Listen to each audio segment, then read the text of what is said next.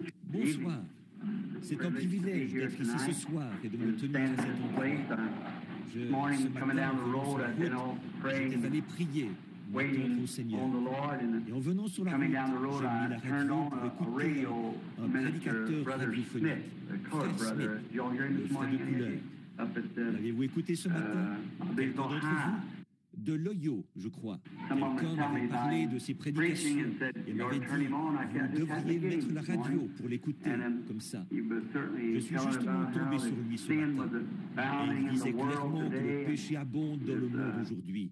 Et j'ai pris une autre station de radio un peu plus loin.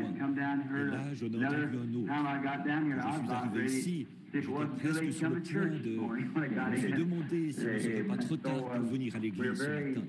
Quand je suis arrivé.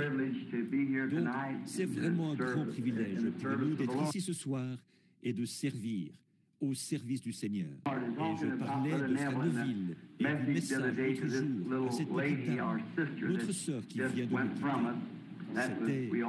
Nous savons tous qui c'était. C'est Sœur Weaver. Je pense à une homme ici qui va se faire baptiser ce soir. Elle, je l'ai baptisée dans ce baptistère quand la famille l'a amenée jusqu'ici en fauteuil roulant. Et ce mourait du cancer. Et il ne restait que cette nuit-là à vivre. Les médecins l'avaient condamnée. Elle allait mourir le lendemain matin. Je suis allé chez elle et j'ai essayé de lui parler de la guérison divine. Et elle ne faisait que répéter « Je ne suis pas digne que vous veniez sous mon toit ». Elle a dit « Je ne suis pas digne qu'un ministre soit dans ma maison ». Elle a dit « Je suis une pécheresse ». Mais elle a dit « Monsieur, je ne veux pas mourir comme ça. » Et donc, c'est grâce Weber, pas loin d'ici, qui m'avait emmené là-bas. Je venais d'arriver, épuisé par les réunions. Là, quand j'ai prié pour elle et que je lui ai lu l'Écriture, elle était sauvée. Ensuite, elle avait de la peine à sauver la main, mais elle a voulu serrer la main à tout le monde. Et quelque chose lui était arrivé. Et pendant qu'il se serrait la main, j'ai eu une vision où je l'ai vu se diriger vers un poulailler et en revenir. J'ai dit, maintenant tout ira bien. C'est arrivé il y a 18 ans. Et depuis, elle a toujours eu une longueur d'avance sur ce cancer. Si elle est morte, elle n'est pas du tout morte du cancer. Elle a eu une crise cardiaque. C'est ce qui l'a emportée. On l'a mise sous oxygène. Elle est morte d'une crise cardiaque. Alors, je réfléchissais à la toute fin, pendant que les gens sortaient et qu'ils chantaient « Alors Jésus vint ». C'est exactement ce qui est arrivé. Il est venu et lui a prêté vie pendant ces 18 ans. Et je me suis dit, comme c'est approprié, cette femme n'était probablement pas consciente de ce qu'elle faisait là. Mais bon, peut-être que si. Cependant, comme c'était approprié d'avoir cette partie-là, alors Jésus vint. Maintenant, c'est juste avant de commencer, j'espère ma grande série de réunions. Je deviens très nerveux. Ce matin, j'étais super tendu. Alors je suis allé prier. Je suis ici à la maison. La famille, je les ai conduits en Arizona et pour que les enfants puissent reprendre l'école. Et je suis ici juste pour me détendre un peu. Aller à la chasse avec Frère Wood. Il y a un groupe de frères d'ici. Aller à la chasse cette semaine. Nous allons dans le Kentucky. Et je suis arrivé précisément le jour où Mme Weaver est décédée. Et ça tombait bien que je sois ici pour pouvoir assister Frère Neville lors de ses funérailles. Et j'essaye de ne pas trop en parler. Vous savez, en présence de gens qui se plaignent. Parce que je pense que l'une des choses les plus horribles, c'est de voir un homme, une femme qui se plaint constamment. J'ai toujours pensé, oh Dieu, garde-moi d'être comme ça. Voyez, cela affaiblit continuellement la foi. Vous savez, c'est que je sais qu'en vieillissant, chacun d'entre nous, des choses et encore des choses vont nous arriver. Et je sais que ces petites choses vont continuer à s'accumuler. En vieillissant, c'est inévitable. Et je pense que l'une des choses les plus horribles, c'est que Satan couronne la vie de quelqu'un, un vieux grincheux ou une vieille grincheuse. Vous voyez, j'espère ne pas en arriver là. J'espère pouvoir supporter ces choses, mes fardeaux, et arriver à ce que je veux que ma vie soit couronnée de la gloire de Dieu. Sa patience, sa bonté, sa paix, sa douceur, et qu'elle soit remplie du Saint-Esprit. Et l'une des principales choses dont j'ai toujours souffert au cours de ma vie, c'est la nervosité. C'est que quand je suis très épuisé, je deviens vraiment abattu. On a l'impression que personne ne se soucie de nous, vous savez. Et on est complètement... Ça vous arrive aussi. Il se trouve que j'en ai vraiment une surdose, vous savez. Et parfois, ça devient vraiment grave. Et j'ai du mal à... C'est la tension, c'est elle qui produit ça. Et alors, je m'arrive au point où, bien des fois, spécialement avec toutes ces visions, vous voyez, ça m'affecte. Je regarde une personne, je me dis, c'est une vision.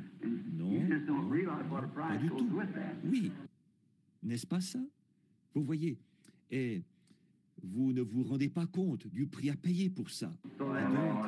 Et donc on se pose des questions, ensuite on se met à réfléchir. Eh bien, ensuite on se retire dans un coin et on se dit, eh bien, maintenant, qu'est-ce que j'ai accompli? Me voici, j'ai 50 ans et je n'ai encore rien fait pour le Seigneur. Et je vieillis. Et qu'est-ce que... Oh là là! Alors, on attrape ce qu'on avait l'habitude d'appeler le cafard. Certains d'entre vous, les frères, d'à peu près mon âge, vous vous souvenez de ce qu'on avait l'habitude d'appeler avoir le cafard. Papa parlait de ça et je me demandais ce qu'il voulait dire. Mais maintenant, je le sais vraiment, ce qu'il voulait dire. Et donc, vous vous mettez à vous sentir comme ça, alors qu'il n'y a rien de vrai là-dedans. C'est seulement vous, et vous le savez. Voyez, vous le savez que ça vient de vous. Donc, là, j'essayais de me calmer un peu et de me préparer pour la grande offensive qui, je l'espère, aura lieu prochainement. Passez alors par... Vous allez à New York très bientôt et pour des réunions là-bas, une campagne. Ensuite, descendre à Shreveport et ensuite retourner à Phoenix. Après quoi, revenir par l'ouest, la frontière sud des États-Unis. Et puis, on est maintenant en train de faire les préparatifs pour notre déplacement outre-mer.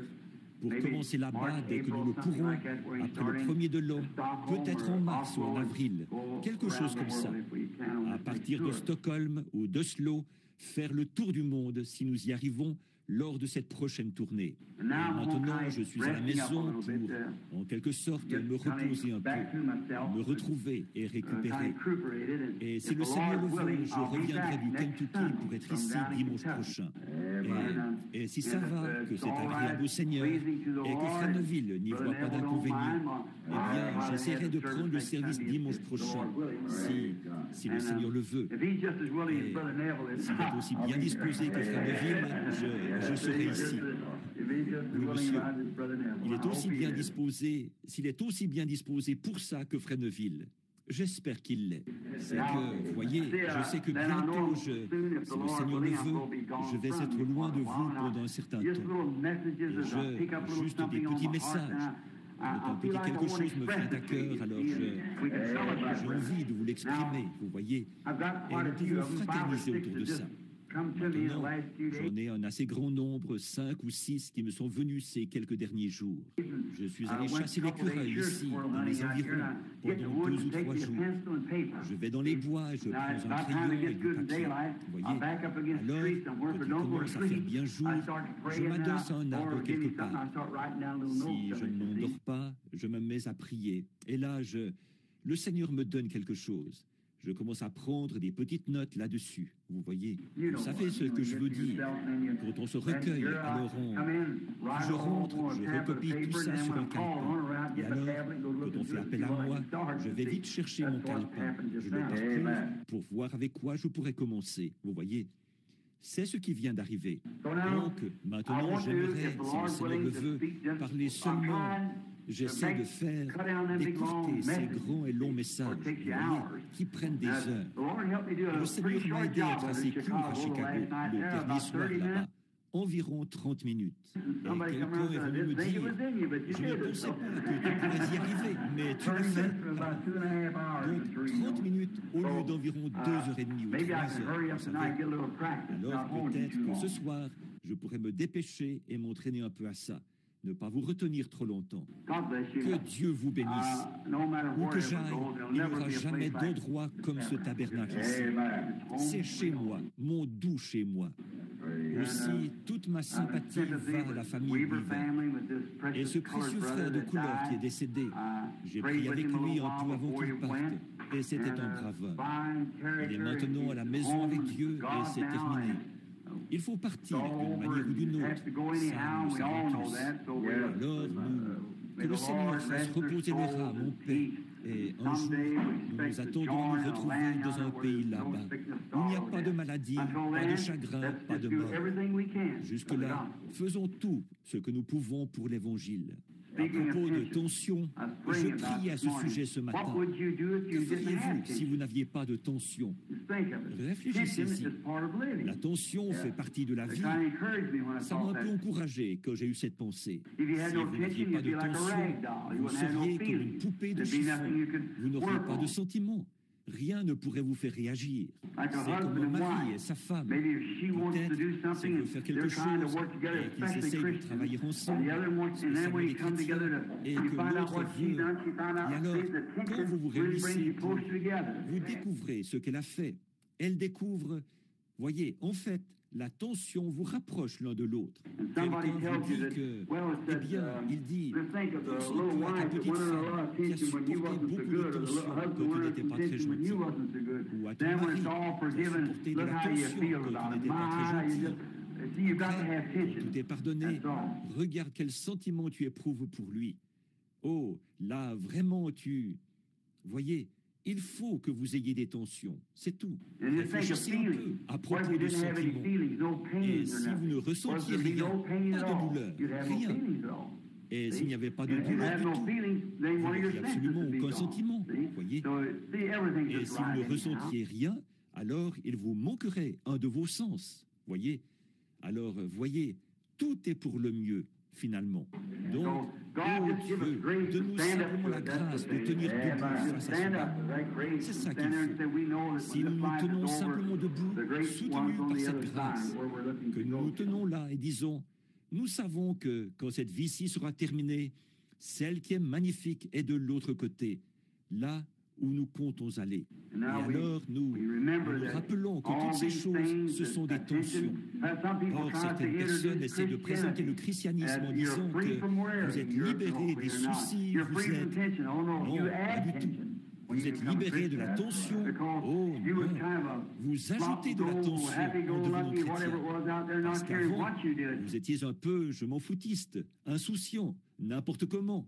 Là-bas, ce que vous faisiez vous était égal. Mais quand vous devenez un vrai chrétien, à tout instant, vous vous demandez, suis-je agréable à mon Seigneur? Si seulement je pouvais l'entendre me parler. Serez-vous mis sous tension? Vous met sur vos gardes. C'est ce qui fait de vous ce que vous êtes. Alors, après tout, la tension est une bénédiction. Ça dépend juste de la manière dont vous la regardez. Ça dépend juste de la manière dont vous la regardez. Voyez, si vous regardez simplement l'autre côté, il y a aussi fine qu'elle soit, une tranche aura quand même toujours deux côtés. Vous voyez? Alors, il faut voir les deux côtés. Donc, attention, je me dis, oh là là, qu'est-ce que c'est que cette tension? Si seulement j'avais pu naître sans cette tension. Si je n'avais pas eu cette tension, je n'aurais pas été ce que je suis. Je n'aurais pas été un chrétien, peut-être. C'est cette tension qui m'a poussé vers Jésus-Christ. Voyez? Alors, elle a été une source de bénédiction pour moi. Et donc, comme Paul l'a dit, qu'il avait eu une tension ou quelque chose d'autre, bien qu'il ait consulté le Seigneur 3 fois pour qu'il lui enlève ça. Et le Seigneur a dit, Paul, ma grâce te suffit. Il a dit, alors je me glorifierai de mes infirmités. Quand je suis faible, c'est là que je suis fort. Voyez? Tant que c'est selon la volonté de Dieu, c'est bien. Or, je l'ai consulté une fois, quand ça me dérangeait tellement que ça me faisait peur. Et il m'a dit, il y a environ 8 ou 10 ans, il a dit, ça ne te fera plus jamais peur. Et ça ne m'a plus jamais fait peur. Non, monsieur. Je ne me fais pas de soucis pour ça. Je la ressens, mais je sais qu'elle est là. Mais je continue simplement à avancer parce que ça ne me fait plus peur. Je suis très reconnaissant pour ça. Bon, il aurait pu dire, ça n'existera plus, tout aussi bien qu'il n'aura plus peur. Donc, c'est sa volonté que cela arrive. Alors, je l'accepte de bon gré et je dis, merci Seigneur. Je vais marcher comme ça. Maintenant, inclinons la tête un instant pour prier. Y a-t-il une requête spéciale de prière? Je vois qu'il y a des mouchoirs posés ici. Levez la main.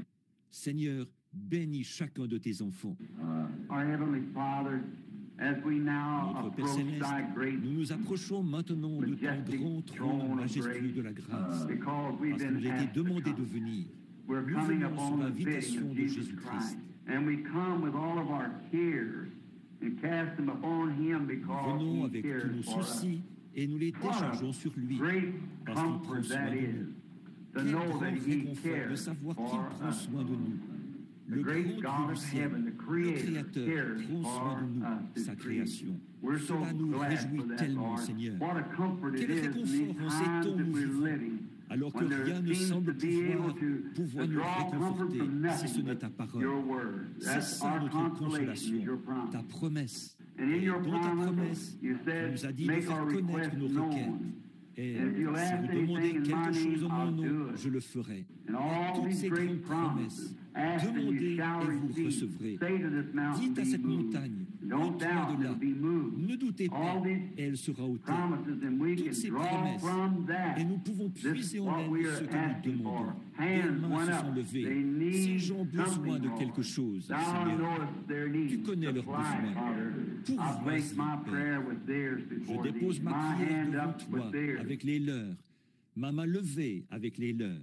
Et ici, sur cette chair, des mouchoirs qui ont été posés ici. Oh, ces gens, comme ils ont la foi, une foi vaillante, Seigneur. On dirait que c'est quelque chose en quoi tu m'as béni, de pouvoir prier pour les malades. Où que ce soit, n'importe où que j'aille, il y a quelque chose en rapport avec la prière pour les malades. Oh Dieu, accorde ton secours maintenant. Je te prie avec sincérité d'exaucer les requêtes représentées par les mouchoirs qui ont été placés ici, ces gens qui ont demandé ces choses. Que ta miséricorde soit sur eux. Seigneur, nous avons appris que Sir Hicks a une femme qui est venue de quelque part, qui a fait tout le trajet jusqu'ici en avion, afin de recevoir de la prière. Elle est atteinte de cancer. Elle demande si elle pourrait l'amener ici. Je te prie, ô Dieu, d'épargner la vie de cette personne. Accorde-le. Mon jeune neveu, Mickey, est entendu là-bas, malade, qui vomissait avec une forte fièvre. J'arrive de là-bas. Seigneur, je crois que nous avons eu là la prière de la foi, que tu as stoppé cette fièvre. Et je t'en suis reconnaissant. J'ai senti la fièvre quitter ce garçon avant que je sorte de la chambre. Maintenant, Seigneur, et merci pour toutes ces choses. Maintenant, c'est à moi qu'il incombe de parler de ta parole. Donne-nous ta parole, Seigneur. Ta parole est la vérité. Bénis nos âmes et donne-nous la grâce dont nous avons besoin. Fais que nous la puissions dans les promesses de Dieu ce soir, dans la parole, pour être soutenus pendant le reste de cette semaine. Accorde-le. Bénis notre pasteur, cet homme vaillant, sa femme, ses enfants, les diacres, les administrateurs et toutes les personnes qui entreront dans ce bâtiment et en sortiront. Accorde-le, Père. C'est au nom de Jésus-Christ que nous demandons ces bénédictions. Amen. Maintenant, je veux lire à deux endroits dans les écrits du Seigneur. Je veux lire premièrement dans le livre des psaumes, le psaume 86. Ensuite, je veux lire dans Matthieu, au chapitre 16, de 1 à 3. Je veux lire une partie de ce psaume, pas tout, mais jusqu'au verset 11 environ, ce qui fait un peu plus de la moitié. Et je veux annoncer ceci, Si j'intitule mon sujet avant de prêcher dessus, le temps de l'union et son signe, le signe du temps de l'union. Ça semble un peu compliqué. L'union, vous voyez, le temps de l'union, on en est là maintenant. Et le signe de ce temps de l'union. Dans le psaume, une prière de David, le psaume 86. L'Éternel, incline ton oreille, réponds-moi, car je suis affligé et pauvre. Garde mon âme, car je suis un de tes saints. Toi, mon Dieu, sauve ton serviteur qui se confie en toi. Use de grâce envers moi, Seigneur, car je crie à toi tout le jour. Réjouis l'âme de ton serviteur, car à toi, Seigneur, j'élève mon âme. Car toi, Seigneur, tu es bon, prompt à pardonner, et grand en bonté envers tous ceux qui crient vers toi. Éternel, prête l'oreille à ma prière. Sois attentif à la voix de mes supplications. Au jour de ma détresse, je crierai vers toi, car tu me répondras. Oh, c'est beau, n'est-ce pas? Tu me répondras. Among the gods there is none like unto thee. O Lord, neither are Seigneur, nul entre les dieux n'est comme toi, et il n'y a point d'œuvre comme la tienne. Toutes les nations que tu as faites viendront et se prosterneront devant toi, Seigneur. Tu glorifieras ton nom. Car tu es grand et tu fais des choses merveilleuses. Tu es Dieu, toi seul. Écoutez maintenant. Éternel, enseigne-moi ton chemin. Je marcherai dans ta vérité. Unis mon cœur à la crainte de ton nom. L'unité, unis mon cœur à la crainte de ton nom. Je parle maintenant d'union et du signe du temps. Maintenant, au chapitre 16 de Matthieu, les pharisiens et les sadducéens abordèrent Jésus pour l'éprouver, lui demandant de leur faire voir un signe venant du ciel. Et Jésus leur répondit, le soir vous dites, il fera beau, car le ciel est rouge. Et le matin, il fera sombre, de l'orage aujourd'hui, car le ciel est d'un rouge sombre. Hypocrite, vous savez discerner l'aspect du ciel, et vous ne pouvez discerner les signes du temps. Que le Seigneur ajoute ses bienveillantes bénédictions à la lecture de cette parole. Now, we're talking of this uniting time. Maintenant, nous parlons de cette union, de ce temps de l'union, le signe du temps de l'union. Jésus était ici, dans cette dernière lecture de l'Écriture. Il reprochait au clergé de n'avoir pas su discerner le temps, ou le signe du temps. Cela a toujours été quelque chose d'important pour les gens, voyez, de savoir discerner le signe du temps où l'on vit. En effet, Dieu l'écrit clairement, de sorte que cela n'échappe à personne. Habituellement, je retourne en arrière, relever des exemples d'autres ministres, d'autres serviteurs du Seigneur du temps de la Bible. Par exemple, le signe au temps de Noé, le signe du temps de Daniel, et ainsi de suite, les différents signes. Mais ce soir, je veux laisser ça de côté pour gagner du temps, pour pouvoir. Mais cela a toujours été la manière de faire de Dieu, de leur donner un signe naturel du temps, afin que tous sachent en quel temps ils étaient. Et ces pharisiens auraient dû reconnaître leur temps. Ils auraient dû savoir en quel temps ils étaient. D'ailleurs, il a dit, si vous m'aviez connu, vous auriez connu mon jour. Voyez, c'est vraiment quelque chose de très important pour nous, avoir l'intelligence de ces choses, voyez, sans intelligence. Voilà ce qu'il disait toujours au sujet des prophètes. Il disait, et il avait l'intelligence par des visions du Seigneur. Et la parole du Seigneur fut adressée aux prophètes d'autrefois. Voyez, Ils avaient l'intelligence des choses par la parole du Seigneur, au moyen des prophètes. Alors les prophètes donnaient un signe. Par exemple, un homme est resté couché un certain temps sur le côté. Ensuite, il s'est retourné et est resté couché sur l'autre côté. Un homme avait ôté ses vêtements. Et, ils ont fait beaucoup de choses pour montrer le signe sous lequel ils vivaient. Et maintenant, nous savons que le Dieu qui a fait les cieux et la terre et qui a élaboré son œuvre de manière d'écrire ses temps par des signes, ce même Dieu vit aujourd'hui. Donc, certainement que nous, que quelque chose, en voyant le temps dans lequel nous vivons, il doit certainement y avoir quelque chose qui échappe à quelqu'un, quelque part. Oui, parce que Dieu ne laisserait jamais ces choses arriver sans nous avoir donné un signe clair pour que nous puissions comprendre. Voici ce qu'il y a aujourd'hui, c'est que le clergé, nous ne percevons pas la chose correctement.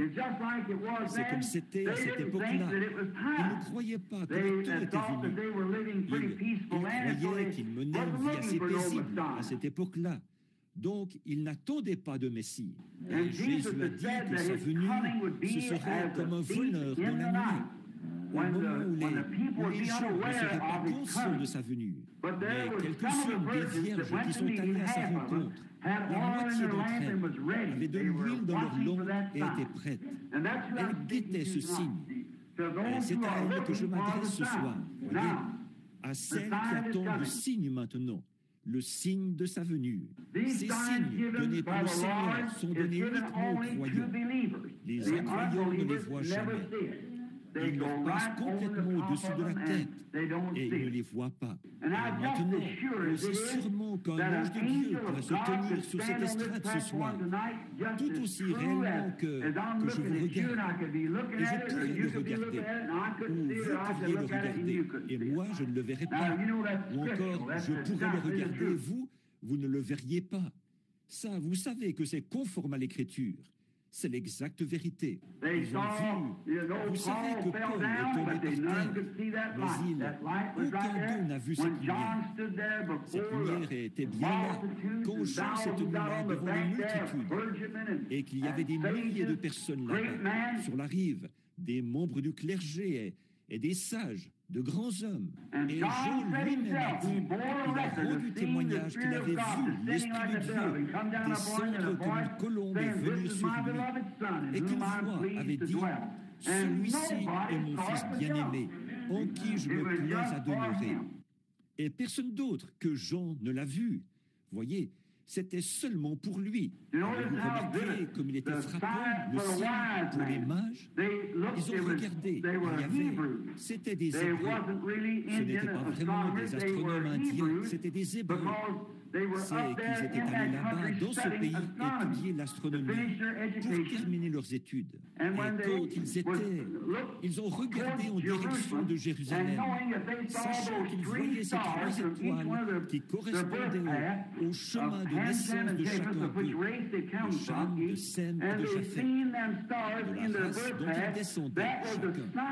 Ils ont vu ces étoiles dans leur chemin de naissance. Pour eux, c'était un signe. Lorsque ces étoiles étaient alignées, le Messie était sur terre. Oh là là, ce n'est pas étonnant qu'il soit venu. Où est-il? Où est le roi des Juifs qui vient de naître? Nous avons vu son étoile en Orient et nous sommes venus pour l'adorer. Où est-il? Ils savaient que cet enfant Messie était couché quelque part, parce que Dieu leur avait donné un signe du temps qui indiquait que Dieu et l'homme étaient en train de s'unir ensemble. Quelle unité! Quand Dieu s'est uni lui-même à un corps humain, la principale, la plus grande de toutes les unions qui aient jamais été faites, c'est lorsque Dieu s'est uni à l'homme. Il a laissé sa glorieuse lignée en tant que Dieu, a étendu sa tente et intégré l'humanité, est devenu l'un d'eux pour les racheter. L'unité, ce qui a fait quoi? Ce qui a amené pour toujours la paix entre Dieu et l'homme. Combien nous en sommes reconnaissants. Et les signes n'étaient pas envoyés. Maintenant, pensez un peu, tous les hommes et tous les astronomes, les gens de cette époque-là, leur horloge, c'était les étoiles. Une sentinelle montait au sommet de la pile. Il montait là-haut et observait. Et il voyait que certaines étoiles étaient dans une certaine constellation. Alors qu'elles passaient, il savait quelle heure il était. Vous vous rappelez, dans l'Écriture, sentinelle, quelle heure est-il? Et la sentinelle revenait lui dire l'heure qu'il était. Vous voyez, il mesurait le temps par les étoiles. Maintenant, n'est-il pas étrange que ces étoiles aient été parfaitement alignées par 3 hommes et que personne d'autre n'ait vu ça? Vous voyez, parfaitement alignées. On peut être à ce point aligné sur l'Écriture. Quand ces étoiles se sont unifiées, quand se sont unies ensemble pour former cette constellation, au même moment, 3 hommes ont aussi été unis. Et on peut être tellement unis à Dieu dans sa parole que ces choses deviennent des réalités. Alors on peut les voir et savoir qu'elles sont vraies. Vous voyez, le signe du temps, on pourrait, en regardant, passer carrément par-dessus, dire « Oh, que d'absurdité !» Mais pour vous, ce ne sont pas des absurdités. Pour vous, le fait est que vous êtes unis à la parole. Et la voici. Alors c'est tout à fait la lumière, frère Pat. Quand on voit ce signe s'unir avec le croyant, et c'est à lui que j'adresse ceci, aux croyants, car l'incroyant ne le voit jamais. Et quelle réprimande ce serait s'il était sur terre aujourd'hui? Il y a beaucoup de membres de notre clergé aujourd'hui qui ne peuvent pas percevoir ce signe. Les signes que nous percevons tous les jours ici au tabernacle, et ces choses que nous voyons. D'autres personnes le perçoivent et voient l'écriture sur la muraille. Et pourtant, beaucoup ne prennent aucun compte et ne les voient même pas du tout. Pour eux, c'est carrément sans intérêt. Ils ne les remarquent pas. Maintenant, remarquez qu'il leur a indiqué des signes nationaux. Quand ils l'ont questionné à ce sujet, ils voulaient des signes.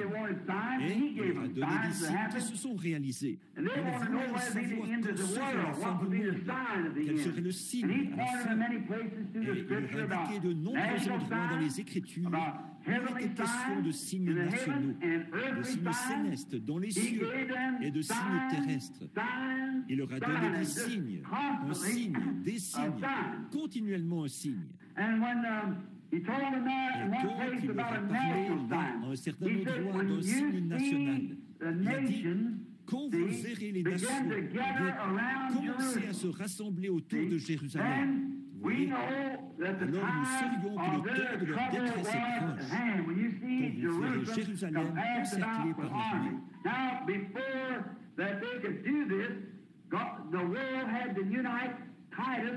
Maintenant, avant qu'ils puissent faire ça, Dieu, le monde devait s'unir. Titus, ce grand général romain, devait réunir ses armées et arriver là, après que les Juifs avaient rejeté le signe du temps que Dieu leur avait donné. C'est à ce moment-là que Titus a réuni ses armées et est venu prendre la ville. Il fallait d'abord qu'il y ait une union du soi-disant peuple de Dieu contre la parole de Dieu, avant que la nation puisse s'unir contre le peuple de Dieu. Voyez, l'unité, l'union, s'unir ensemble. Je crois que nous vivons dans un grand temps d'union. Je note ces feux rouges, ces signes clignotants et tout. Les femmes, comment elles agissent, et les hommes, comment ils agissent, et les églises, comment elles agissent. Je montre à ce petit groupe de mon cœur que je crois que nous sommes en train de nous aligner en conformité avec la parole de Dieu dans cette grande prophétie, juste avant la venue du Seigneur Jésus. Nous uniting unissons together ensemble et nous and nous getting ready. préparons. Now, Vous you see, voyez, before avant Titus que Titus united the unisse les nations, nations de his armies together, réunir ses armées, Israel united Israël, themselves eux, together and ils se sont banded unis themselves ensemble. that they Ils se sont would ralliés. not Ils ont believe Jesus refusé to de be the croire que Messiah. Jésus était le Messie. They rejected him and Ils l'ont turned him out rejeté and et l'ont crucified chassé him. et l'ont And then when they crucifié. rejected Quand the ils ont rejeté le salvation that salut was qui leur sent avait to été them, envoyé, they ils united se sont unis themselves together ensemble to pour do le it. faire. Now hold that in mind. Maintenant, United retenez themselves bien together cela. to Ils reject se sont unis the ensemble message pour of the rejeter hour. le message de l'heure. Il They had to fallait do qu'ils that. le fassent. And then when Et they après did qu'ils l'ont that, fait, then the alors le national signe sign come national in. est arrivé. The Les nations nations ont began to commencé à unite s'unir themselves ensemble. together, and Et Titus brought Titus this a amené great cette grande army armée of de Romans Romains et de and Greeks Grecs. and Et il a compassed encerclé the les murs de walls of Jérusalem. Jerusalem. Il a Hid those enfermé people ces in gens à there l'intérieur, now, là, and they et ils sont morts starved de to faim. death. They Ils eat ont the bark mangé from the l'écorce trees. des arbres. Josephus, the great C'est ce historian, que tells us. Joseph, le And grand they eat the historien, nous grass off the raconte. ground and even boiled Ils one ont of their mangé children to l'herbe eat. qu'il y avait par See? terre. That they were Ils mad ont même people. fait bouillir les enfants les uns des autres et les ont mangés. Voyez, ces gens avaient perdu la raison. And then when Alors, finally quand Titus finalement is Titus, sitting back up qui on the était hills installé sur les around collines, Jerusalem là, there, autour and de those people Jérusalem, that thought they were et doing les the will gens of qui étaient God, là-dedans, when they saw ils these armies pensaient marching qu'ils in, faisaient they la had volonté de Dieu. refused Quand ils ont to vu ces hear armées avancer that sur eux, great ils avaient master, refusé Lord d'écouter ce Jesus, grand tell maître, them le that Seigneur Jésus, leur parler de ces choses. there Pas un wasn't seul one des of them preachers chrétiens ne caught s'est in fait there. prendre là-dedans, For they car saw ils the avaient vu le sign signe et and s'étaient moved. déplacés. See? Voyez, They ils said, ont let dit Baptists on the que house ceux come qui out seront down sur and le give us in the toit field, go ne back, get descendent not his pas, coat, but ou que flee celui into qui Judea sera and dans pray les that your champs flight be ne not the winter retourne time pas en on the arrière Sabbath. pour prendre son manteau.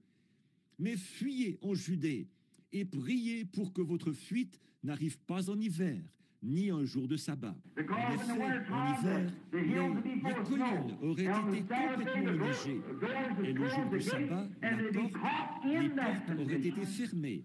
La porte. We want to get on Alors, that il pretty se soon serait fait about prendre the dans cette Holocaust and situation-là. those things, if the Voyez, Lord is willing. nous voulons parler de ça bientôt, de la manière dont Dieu fait ces choses, si le Seigneur le veut. Maintenant, remarquez, Now, ils they ont prayed prié that pour would que be ce that, soit, not be that que way. ça Jesus n'arrive pas told comme them to ça. pray for that. Jésus leur avait And dit they de never prier caught pour one ça. of them in there. Et They ils were n'ont pas gone. pris un seul Because they d'entre eux looked at the là-dedans. sign and they Ils were étaient gone. partis. That's all there is to Parce qu'ils it. avaient regardé le signe, ils étaient partis.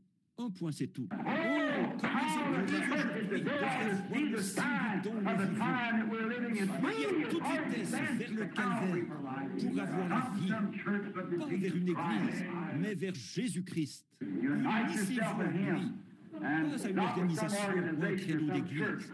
Unissez-vous à Christ et soyez sûrs que c'est bien lui. Vous ne pouvez pas accepter n'importe quoi.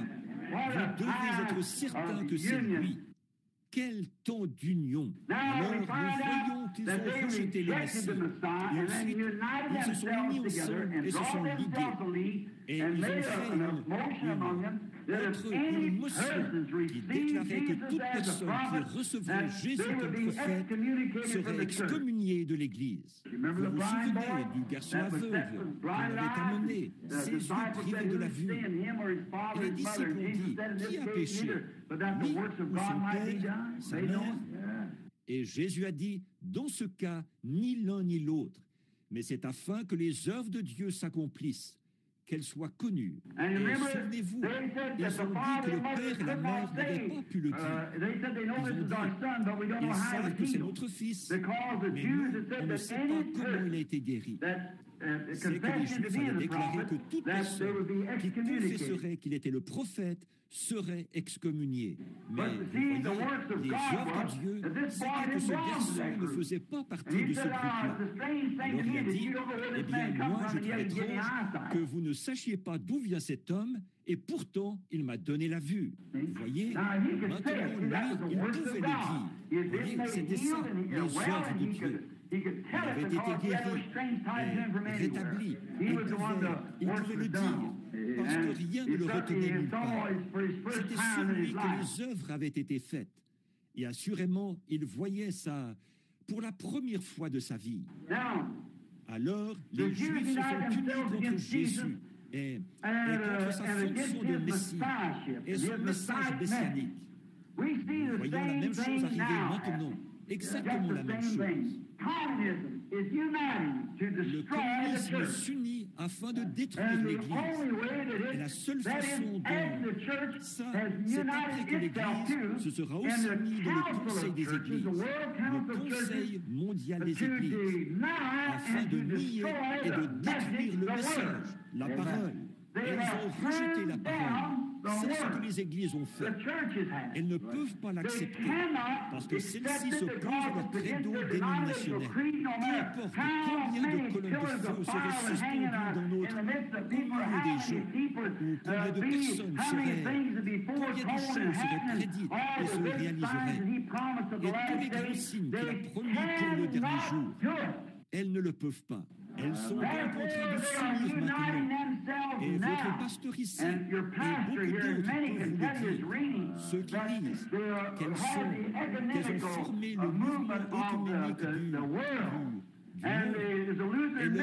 C'est un ministre luthérien qui est à la tête de ça.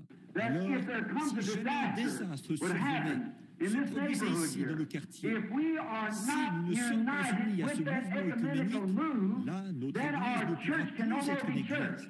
Ils pourront l'utiliser comme entrepôt. Ou si l'un de nos frères voyait quelqu'un en train de mourir ou qui est blessé, essayait de lui offrir une bénédiction spirituelle, nous pourrions être abattus à cause de ça. C'est tout à fait exact. On pourrait nous donner 10 ans de prison fédérale pour avoir offert un secours, parce que nous ne sommes pas membres de ce mouvement œcuménique. Ne voyez-vous pas la marque de la bête? Voyez? Maintenant, nous voyons arriver ce temps de l'union. Voyez? Maintenant, observez. Et là, l'Église est unie contre le message. Et alors, une fois qu'elle l'a fait, les nations s'unissent dans le communisme pour détruire de nouveau l'Église. Exactement ce qu'elles avaient fait au début. Voyez? Cela se répète de nouveau. Il fallait d'abord qu'Israël rejette le message.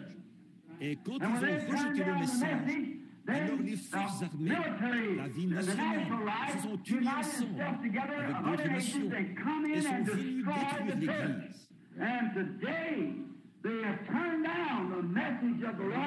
Et aujourd'hui, ils ont rejeté le message du Seigneur Jésus. Ils ont rejeté le message.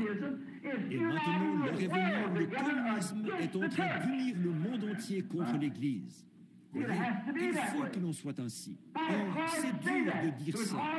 C'était dur pour ces Juifs de croire. Ils ont dit, maintenant venez frères, nous voyons que notre Dieu est avec nous. Donc nous allons entrer dans le temple. Et maintenant, nous allons prier et laisser le Saint-Père un tel et le Saint-Père un tel conduire la prière. Fermez la porte. Et Titus est resté sur ses positions. Il n'a pas bougé de là pendant environ 1 an ou plus. Voyez, il a monté la garde et les a laissés complètement mourir de faim. Pas un seul n'a pu sortir de la ville. Ils sont morts de faim. Et quand il est entré là et a démoli les murs, le sang a jailli et coulé comme des rivières là-bas. Quand il a massacré tout ce qui s'y trouvait. Or, l'ange du Seigneur avait prophétisé cela dans l'Ancien Testament. Il avait dit que cela allait arriver. Et ces ministres qui faisaient partie du clergé, qui étaient censés être au courant et informer les gens à ce sujet, bien au contraire, quand Jésus s'est tenu au milieu d'eux, ils ne l'ont même pas reconnu. Et ils ont essayé d'en faire une sorte de Pâque de la paix. Fais-nous un tour. Voyons comment on fait ça. Montre-nous un signe. Voyez? Et il a dit, mais il a fait tant de choses. Et pourtant, il ne pouvait pas voir ce qu'il en était. Voyez? Alors, quand ils l'ont rejeté comme le message de ce jour-là, ils ont rejeté le message de ce jour-là. Ils n'ont pas vu le signe de ce jour-là. Le signe de la prophétie biblique a été accompli devant eux. Et ils ont dit, entrons maintenant. C'était des hommes saints. C'était des hommes dont la vie était irréprochable. Ils n'auraient pas pu être comme ça. Et ensuite être un sacrificateur. Un sacrificateur aurait été tué. On l'aurait lapidé à mort pour la moindre petite chose. Alors il devait mener une vie pure, sainte. Il n'aurait pas pu faire ça, parce qu'on l'aurait lapidé pour à peu près n'importe quoi. Donc, c'était de grands hommes et des hommes saints aux yeux des gens. Et pourtant, ils sont entrés en disant, maintenant nous avons Dieu, le Dieu qui a été avec nous tout au long des âges. Nous allons entrer dans son Saint-Temple. C'était le Saint-Temple de Dieu. Mais vous voyez, il avait été rejeté dans son Saint-Temple. Voyez, nous allons entrer dans la maison du Seigneur.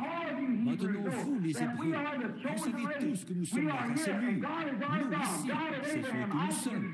Et Dieu est notre Dieu, le Dieu d'Abraham, d'Isaac et de Jacob. Il est avec nous. Il va nous délivrer de ces Philistins incirconcis là-bas, comme on pourrait les appeler, ces Romains et ces Grecs. Il va nous en délivrer. Entrons dans la maison du Seigneur. Ça avait l'air d'être une bonne idée. Mais qu'est-ce qu'ils avaient fait? Le bâtisseur de la maison s'y était trouvé sous la forme d'un noble charpentier galiléen. Et il l'avait rejeté. Alors que Dieu avait confirmé qu'il était son messager de l'heure, le géant. Et il l'avait rejeté. Alors, toutes les prières, toute la sincérité, tous leurs sacrifices ne voulaient rien dire pour Dieu. Ils avaient fait ça. Et Dieu a laissé cette grande armée s'unir pour la détruire.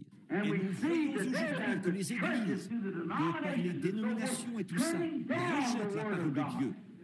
Elles ne veulent pas qu'on leur parle de ces choses, que la science peut pourtant prouver par des photos et tout. Mais quand même, elles ne veulent rien avoir à faire avec cela. Donc le communisme est en train de se mettre en place pour les détruire. Exactement comme Titus l'avait fait. Et la Bible a dit qu'il le ferait. Exactement. Maintenant, vous voyez où nous vivons? Au temps de l'union. Quand nous voyons ces choses qui s'unissent. Oh! Comment se fait-il que nous ne voyons pas ces choses? Vous pouvez regarder ici dans l'Écriture et voir où il l'a promis. Tu sais ce qu'il ferait. Maintenant, nous le voyons s'accomplir.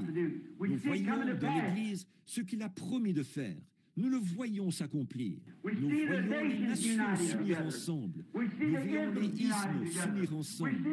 Nous voyons les églises s'unir ensemble. C'est le temps de l'union. C'est l'heure de l'union. C'est ça, l'esprit de l'âge. Il faut que nous nous unissions. Tout ce qu'on discute doit être organisé.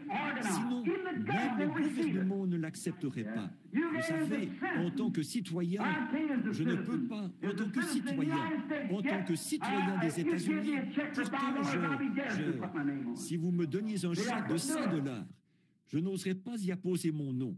Voyez, je ne le pourrais pas. Voyez, c'est un temps d'union. Tout doit passer par une sorte d'union. Et c'est précisément cette union qui amène la marque de la bête. Voyez, c'est un temps d'union. Et tout va dans cette direction. Vous pouvez le voir de vos propres yeux. Il suffit de regarder. C'est un temps d'union où tout ensemble se réunit. Les Juifs se sont unis contre Jésus en tant que leur Messie. Et donc, nous voyons ce qui est arrivé. Nous voyons la même chose maintenant. Le communisme s'unit pour détruire l'Église. Après que l'Église est unie dans le Conseil mondial des Églises et qu'elle essaie de détruire le message, la parole de Dieu, elles essayent de s'en débarrasser. La seule chose qu'elles peuvent faire, c'est former entre elles un conseil, parce qu'elles sont séparées. Un petit groupe ici, les méthodistes, les baptistes et les luthériens, et les presbytériens, l'Église du Christ, et ainsi de suite comme ça. Elles ne peuvent rien faire, parce que celle-ci sera contre celle-ci, celle-ci sera contre l'autre. Leur doctrine diffère autant que l'Est diffère de l'Ouest. Voyez, elles ne peuvent pas, mais une fois réunies sous un seul grand chef, elles ont ce qu'il faut. Là, elles ont ce qu'il faut. C'est ce qui fait que les catholiques sont dans une telle unité. Les catholiques romains. Évidemment, eux, ils sont en unité. La majorité, ce sont les catholiques romains. Les Grecs et les autres catholiques ne sont pas aussi nombreux que les catholiques romains. Alors, ils s'unissent ensemble et c'est ce qui les rend solidaires. Peu importe ce qui arrive, c'est le pape qui est le chef de tout. Et peu importe ce que dit n'importe qui d'autre, il est infaillible. Il est vicaire de Dieu, c'est tout. Il est l'adjoint de Dieu. Il a la juridiction de l'enfer, du ciel et du purgatoire. Vous voyez? Alors, dans ce cas-là, on ne peut rien faire du tout. Tout ce qu'il dit fait loi. Maintenant, les protestants sont en train de se donner un chef. Exactement comme ça, même chose. La Bible ne dit-elle pas qu'une image a été faite à la bête? Qu'est-ce qu'une image? C'est quelque chose qui est semblable, qui a été fait semblable. Voilà, c'est ça, la même chose. Qu'est-ce que c'est? Le fait qu'ils s'unissent ensemble. Et c'est ça, l'esprit de l'âge. C'est de s'unir. S'unir ensemble, donc, pour essayer de détruire le message. Comment le détruisent-ils? Comment pourraient-ils détruire la parole de Dieu? Ils peuvent la rendre inopérante, inefficace, en adoptant des traditions, comme on l'avait fait là-bas, au commencement, annulant ainsi l'effet de la parole de Dieu. Voyez, ils disent, oh, ça, c'est, en fait, au fond, on voit cette femme incrédule, là, qui cherche à, elle, son nom m'échappe en ce moment. Si je pouvais citer son nom, elle, je cherche à en retenir tellement. Je pensais à cette Miss Nation l'autre jour. Je souhaiterais qu'on ait une autre femme comme celle-là qui prenne position. C'est elle qui est allée dans les bars et a jeté dehors le whisky et a arraché les affiches et tout ça. Pourquoi est-ce qu'une femme ne prend pas position comme ça aujourd'hui? Ne va pas arracher quelques-unes de ces photos de femmes nues de sa propre race et ce genre de choses. De celle-là, on n'en a plus. Bon, mais cette femme, une incrédule, qui dit que la Bible est anticonstitutionnelle de la lire dans les écoles publiques, et ce genre de choses. Maintenant, ce qu'ils font aussi, vous remarquez, ils essaient de dire maintenant, et les gens qui étudient beaucoup l'Écriture m'ont dit qu'une grande partie de la prophétie, de ce qui a été prophétisé dans la Bible, était absolument faux et ne s'est jamais accompli. Vous en avez entendu parler, et vous l'avez lu, et ils essaient de dire toutes sortes de choses. Vous voyez, ils essaient de détruire l'effet de cette parole. S'ils peuvent seulement la détruire, et ils substituent un credo, ou quelque chose qui est de l'homme, qui semble à leurs yeux meilleur que la parole, alors ils la détruisent par leur tradition. Et c'est par ce moyen qu'ils essaient de détruire la parole de Dieu, par une politique dénominationnelle. Maintenant, chaque Église a sa propre politique. L'Église du Christ a la sienne, l'Église chrétienne a la sienne, les baptistes, les méthodistes, les presbytériens, ils ont tous leurs différentes politiques. Maintenant, ils s'en écartent parce qu'ils sont séparés. Voyez, la chose n'aurait pas pu se faire avant. C'est maintenant qu'ils doivent le faire. Voyez, c'est le temps de l'union. Et maintenant, ils rassemblent tout ça. Ils mettent tout ça en commun. Et on voit avec quoi ils se retrouvent. Oh, c'est comme faire cuire une miche de pain faite de viande de cheval et d'ordures sorties de la poubelle. Plus tout ce qu'ils ont mis avec. On fait des boulettes et ajouter à ça des pommes de terre pourries et d'autres choses. Et voir avec quoi on se retrouve. Moi, je ne veux rien de ça. C'est sûr que non. Non, monsieur. C'est comme ça qu'ils font. Voyez, ils prennent des gens qui croient que Jésus était un mythe. Une église qui croit que Jésus était un mythe. L'autre, certains qui croient qu'il était un prophète. L'une dit, le temps des miracles est passé. L'autre dit, il est possible que ça existe. Et tout ça réuni. La Bible dit, comment deux hommes peuvent-ils marcher ensemble s'ils ne sont pas d'accord? Or, c'est ça le genre d'unité qu'ils ont. Et en mettant un éminent Saint-Père au-dessus, on a là une image de la bête, exactement ce que la Bible dit. Maintenant, ils ont un ministre luthérien à la tête. Eh bien, nous voyons que c'est le temps de l'union. C'est la même chose maintenant. Ils s'unissent ensemble. Le communisme et tout le reste. Dans le monde et dans l'Église et tout, ils s'unissent ensemble. Observez la nature. Oh là là, la nature, si vous observez la nature, elle fait la même chose. La nature est le calendrier de Dieu des signes. Le saviez-vous? Jésus leur a dit d'observer la nature. La mer qui mugerait, vous voyez, et il y aurait différentes choses, et des tremblements de terre en divers lieux, des conflits nationaux, des signes dans le ciel, des signes sur la terre. Partout, il y aurait des signes de ce temps qui arrive. Observez les nuages. Avant que les nuages puissent produire une pluie torrentielle, Savez-vous comment ça se passe? Plusieurs petits nuages se regroupent pour former un gros nuage. Eh bien, celui-ci est poussé par un peu de vent, celui-là est poussé par un peu de vent, et ils sont poussés tous ensemble. Et là, on a un ouragan. Et ils s'unissent avant de pouvoir produire un orage. Il le faut. Observez les canards et les oies qui s'unissent ensemble avant de quitter leur pays. Vous voyez, ils s'unissent ensemble. On les voit voler d'un étang à l'autre, d'un endroit à l'autre. Ils se rassemblent tous. Ils s'unissent, se préparent pour leur départ. Vous voyez, c'est simplement, c'est la nature. Et Dieu a créé la nature. Et la nature agit d'après le plan de Dieu. C'est une loi de Dieu non écrite. La nature agit en conformité avec sa loi. C'est comme quand on parle d'un service funèbre de la sève qui descend de la tombe au bout de la racine de l'arbre pour rester là jusqu'à la résurrection au printemps. C'est une loi de Dieu. Il n'y a pas d'intelligence qui puisse faire descendre cette sève. On ne pourrait pas la drainer, on ne pourrait pas l'extraire. Il n'y a pas de meilleure façon de faire que celle de Dieu. C'est Dieu qui a le moyen parfait. Alors, quand les feuilles tombent, alors il envoie la sève en bas, dans la tombe, et la cache. Comme Job l'a dit, cache-moi dans la tombe jusqu'à ce que ta colère soit passée. Vous voyez, elle descend là, parce que c'est une loi de la nature, avant le gel. Regardez les feuilles qui commencent maintenant à tomber. Pourquoi? C'est une loi de la nature. Les canards vont se rassembler, tous. Ils vont se regrouper autour d'un chef. Là, d'une manière ou d'une autre, ils savent, je ne sais pas comment, mais ils le savent, que ce certain petit canard mâle est un chef. Et ce petit, tous, ils se rassemblent et se regroupent directement autour de lui. Puis il s'élève dans les airs. Et pourtant, il n'a jamais quitté cet étang, mais tout droit vers la Louisiane ou le Texas il ira, vers les champs de riz. Avant de s'envoler, de quitter le lieu où ils sont nés cette année-là, ils s'unissent ensemble. Amen. C'est ça.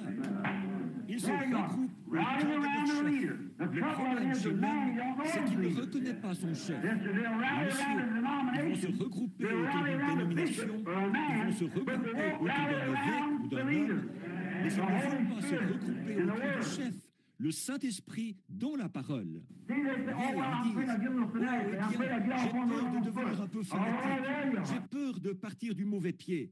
Oh, c'est ça. Qu'arriverait-il si le petit canard disait, je n'aime vraiment pas sa manière de soigner son plumage. Je ne crois pas que je vais le suivre. Vous mourrez de froid. Vous serez coincé là-bas si vous ne partez pas avec le vol au moment du départ. Ils s'unissent ensemble. Et c'est ce que fait la nature. Les oies s'unissent ensemble, se regroupent autour de leur chef. Elles font la même chose. Avez-vous déjà remarqué les abeilles quand elles essaient? Les abeilles s'unissent ensemble avant d'essaimer, se rassemblent autour de leur reine. C'est vrai. Et là où elle va, elles y vont aussi. Voilà, oui. Que font-elles? Elles s'unissent avant le messémage. C'est exact, toute la nature. Les poissons s'unissent ensemble avant la migration du printemps. Là-bas, dans l'océan, on peut les trouver, ces gros, ce qu'on appelle des bossus, les saumons. Quand ils viennent là, avant cette migration, on les voit par dizaines de milliers, là-bas dans la mer, qui s'amènent tout autour. Dans l'eau salée, donc en fait, ce sont des poissons d'eau douce. Et voici qu'ils remontent directement dans cette eau douce. Ils remontent pour la saison du frais. Ils remontent là-bas et frais, environ tous les 4 ans. Et ils meurent dès qu'ils ont frayé. Ils savent qu'ils vont là-bas pour mourir. Et il n'y a aucun moyen de les arrêter. Ils sautent les échelles à poissons et tout le reste, pendant leur remontée là-bas, sachant qu'ils vont à leur mort. Mais c'est la loi de la nature qui les pousse. Ils savent qu'ils remontent là-bas pour frayer dans la fosse, et ils meurent. Et la goutte y arrive, et la quelque chose les unit ensemble. Et voilà qu'ils partent vers l'océan. C'est une loi, c'est une loi. On ne peut pas faire mieux que la loi de Dieu. Les nations se disloient, car nous voyons que c'est le temps maintenant où Nous sommes censés le faire. Nous sommes dans un processus de troubles nationaux. Nous voyons que les nations rompent leurs relations. Année après année, nous voyons quelle nation s'enfoncer dans le communisme, quelle autre s'enfoncer dans le communisme. Et ici même, dans notre propre nation, c'est ravagé par le communisme. Et il va prendre le contrôle. Oui, il le fera. Il n'y a pas moyen de l'arrêter. Pour la même raison qu'on n'aurait pas pu arrêter Titus. Les gens rejetaient Dieu et sa parole. Oui, monsieur. Alors ils vont le faire. Et nous voyons que le processus s'est enclenché. D'habitude, j'en ai pour 2 ou 3 heures. Jusqu'ici, j'ai déjà mis environ 30 minutes. Mais pour arriver à donner tout ça, je me dépêche vraiment. Étudiez ces choses quand vous serez rentrés. Remarquez, ils sont en train de s'unir maintenant même. Vous dites, Frère Branham, est-ce bien vrai? Ils s'avancent vers le combat d'Armageddon. C'est exactement ce qu'ils vont faire. Et c'est dans ce but-là qu'ils s'unissent en ce moment. C'est pour ça que nous avons l'ONU et toutes ces choses que nous avons. Le monde occidental s'unit contre le monde oriental, le communisme et tout le reste. Tous, ils s'unissent ensemble. Les églises s'unissent ensemble. Tout semble s'unir. Ils s'unissent ensemble. C'est ce que nous voyons. De plus, pendant qu'il y a toute cette union de la nation, ces signes nationaux, là nous voyons dans le monde des tremblements de terre en divers lieux, différentes choses qui s'unissent. On rassemble le monde, on rassemble les gens, on rassemble toutes les églises, toutes ces choses. Et pendant qu'il y a toutes ces unions, il y a une autre union qui est en train de se faire. Amen. C'est là-dessus que je veux maintenant attirer votre attention. Dieu est en train d'unir son épouse. Elle s'assemble de l'Est et de l'Ouest, du Nord et du Sud. Il y a tant d'union, et c'est en train de se produire maintenant même. Elle s'unit. Pourquoi? L'enlèvement. Amen. Tu es en train de la préparer. Oui, monsieur. Elle s'unit. À quoi s'unit-elle? À la parole. Car toutes les choses à la terre passeront, mais ma parole ne passera jamais. Elle s'unit à l'ainsi dit le Seigneur. Malgré ce que disent les dénominations ou qui que ce soit d'autre, elle s'unit. Elle se prépare. Pourquoi? Elle est l'épouse. C'est vrai. Elle s'unit à son époux. Voyez? Et l'époux est la parole. Au commencement était la parole, et la parole était avec Dieu, et la parole était Dieu. La parole a été faite chair, et elle a habité parmi nous. Et l'Église et l'épouse et la parole deviennent tellement un que la parole elle-même accomplit les œuvres de l'époux. Amen. Le voyez-vous? Une union. Ce n'est plus adhérer à l'Église, ce n'est plus quelque chose, mais fuyez tout et attachez-vous à Jésus-Christ. C'est le temps de l'union. Dieu réunit son épouse, il restaure cela parfaitement. Il unit les paroles de sa promesse. 2 Thessaloniciens chapitre 2, il y est dit au chapitre 5, il est dit, les saints qui dorment dans la poussière de la terre se réveilleront. Alors, nous nous unirons avec eux. Nous vivons avec ceux qui sont morts. Nous nous unirons avant même d'arriver là-haut. Parce que l'épouse sera au complet quand elle arrivera là-bas. Ceux qui sont vivants, ils sont en train de s'unir à la parole. Et ceux qui sont partis l'ont déjà fait. Et tout cela s'assemble pour former une grande union. L'union qui se fait avant de monter là-haut. Amen. Le communisme doit gagner du terrain. Ces autres choses doivent gagner du terrain. Et l'Église doit s'unir là-bas, conseil, et les nations là-bas, pour former le Conseil mondial des Églises. Et l'épouse doit s'unir sous la parole de Dieu. Pour accomplir cela, Dieu envoie le signe céleste et ces choses qui sont les preuves de l'Église, comme il l'a fait pour la nation. Amen. Dieu, le temps de l'union. Oui, monsieur. Oh là là. Alors, souvenez-vous maintenant, l'union de la parole qui s'unit de nouveau. Une restauration de la foi qui a été transmise au sein une fois pour toutes. Une restauration. Ce qui ne pouvait se faire dans ce jour-ci. Le seul temps où cela pouvait se faire, c'est maintenant. On ne s'était jamais attaqué nulle part. Elle s'était lancée dans des folies dénominationnelles. But Mais now, maintenant, it don't pas belong to question denominational d'adhérer à une freedom. folie Because it's dénominationnelle. time for the Parce que c'est le uniting temps of de man and l'union women d'hommes of et de every femmes, race, de every toute color, race, every creed, toute couleur, everything tout under credo. Christ by the baptism Tout of the est Holy assujetti Spirit à and Christ back to the par le Word. baptême du Saint-Esprit et le retour à la parole. Uniting time for the church. Oh my. Le temps de l'union pour l'Église. Uniting of the Oh Word là là, that's been l'union de scattered chaque all parole qui a around été by dispersée these partout par ces organisations. Depuis le moment où, à Nicée, Rome, elles ont organisé la première Église. De même, elles ont organisé Luther, elles ont organisé Wesley. Elles ont organisé toutes les autres églises. Et pour faire ça, il fallait qu'elles adoptent un credo. Alors, quand Dieu envoyait autre chose, elles n'ont pas pu recevoir cela. C'est pourquoi ce n'était pas possible avant maintenant. Dieu a promis que dans les derniers jours, la foi des pères serait rétablie et redonnée à l'épouse de nouveau, que l'on serait ainsi. Et ça ne pouvait se faire mieux que notre temps qu'en ce temps-ci. Regardez quel signe est venu du ciel. Une colonne de feu suspendue parmi nous, avec les signes et prodiges du Seigneur Jésus-Christ. Quand il nous parle, ça ne manque jamais. Ça arrive de façon parfaite chaque fois. Alors nous voyons où nous en sommes. Au temps de l'union, nous voyons les nations s'unir, nous voyons le monde s'unir, nous voyons le communisme s'unir, nous voyons les églises s'unir, et nous voyons Dieu s'unir lui-même à son épouse. C'est bien que lui et l'Église, c'est la même chose. Alléluia! Comme la pyramide, là, c'est vrai, ils s'unissent ensemble. Dieu s'unit. Pourquoi? Jamais depuis le premier âge de l'Église, la colonne de feu n'avait été parmi les gens. Jamais depuis le premier âge de l'Église, ils n'avaient vu les choses que nous voyons aujourd'hui. Et ceci n'a été rendu possible que lorsque Dieu a envoyé les 7 sceaux et nous a donné un signe pour cela. Il a envoyé du ciel 7 anges. Et il est venu pour restaurer cette parole qui avait été dispersée par ces dénominations et pour relier tout cela de nouveau à la parole de Dieu, pour faire descendre son Saint-Esprit. Jésus a dit, si vous demeurez en moi et que mes paroles demeurent en vous, alors demandez ce que vous voudrez. Cela vous sera accordé. Et nous l'épouse à la parole, qui est Dieu. L'Église est la parole, pas l'Église et le credo. L'Église est la parole. L'épouse est la parole. Unis ensemble.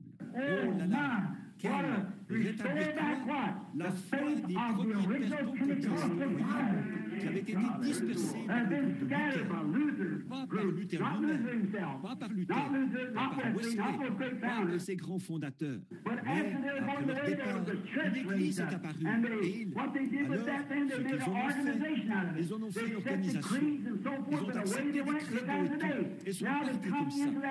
Et regardez-les aujourd'hui. Maintenant, ils sont entrés dans ce Conseil mondial des Églises. Oh, mais dans les derniers jours, vous voyez, nous voyons des choses arriver maintenant qui n'étaient jamais arrivées auparavant. Vous voyez, c'est le signe de Dieu. Et toutes ces unions sont le signe du temps. Maintenant, nous voulons regarder cela attentivement. Être vraiment sûr que nous le comprenons. Abandonnons la vraie parole pour adopter des dénominations, pour accepter des credos et des opinions de différents hommes, plutôt que d'accepter la parole. Apocalypse 10 dit le message du 7e ange. Maintenant, souvenez-vous, ça, c'est juste au moment des 7 trompettes. Il y a 7 anges qui font retentir 7 trompettes. C'est à cela qu'on va arriver ensuite. Mais souvenez-vous, là, très spécifiquement, il est dit de l'ange, non pas la trompette du 7e ange, mais le message du 7e ange. Vous voyez, pas l'ange de la trompette, mais l'ange du message. Vous voyez, l'ange a seulement sonné de la trompette. Ce 7e ange, l'ange de la trompette. Mais ici, il est dit au jour du message du 7e ange. Vous voyez, quand son message est fini. Vous voyez, ça, c'est le message de l'âge de l'Église. C'est en ce temps-là qu'il le message, pas la trompette, mais le mystère de Dieu qui est écrit dans la parole s'accomplirait.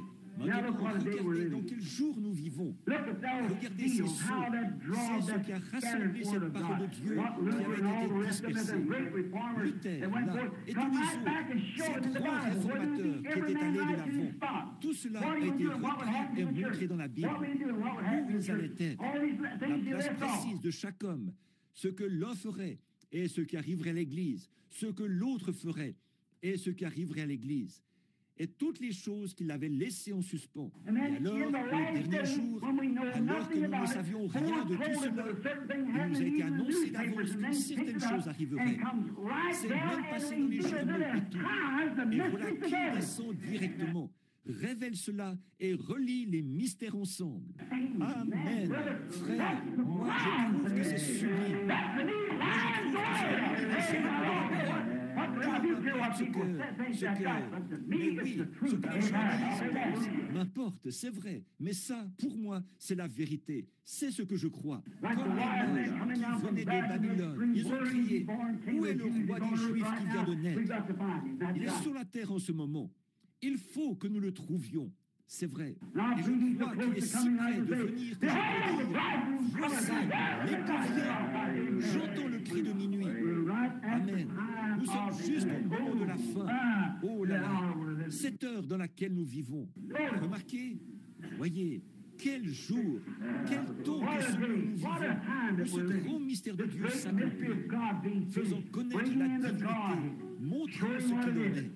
Ces petits ismes au moyen desquels ils ont dévié et fait de lui ceci, et quelqu'un a fait de lui ceci, et quelqu'un a fait de lui cela. Mais l'ange du Seigneur est descendu et a dévoilé tout leur isme. Il a dégagé de là la vérité et l'a présentée. Voilà, c'est ça. C'est absolument parfait. Pas moyen de le voir autrement. Voilà, c'est ça.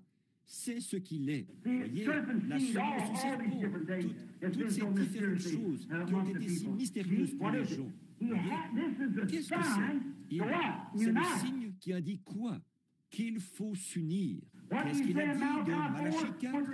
Qu'il rétablirait.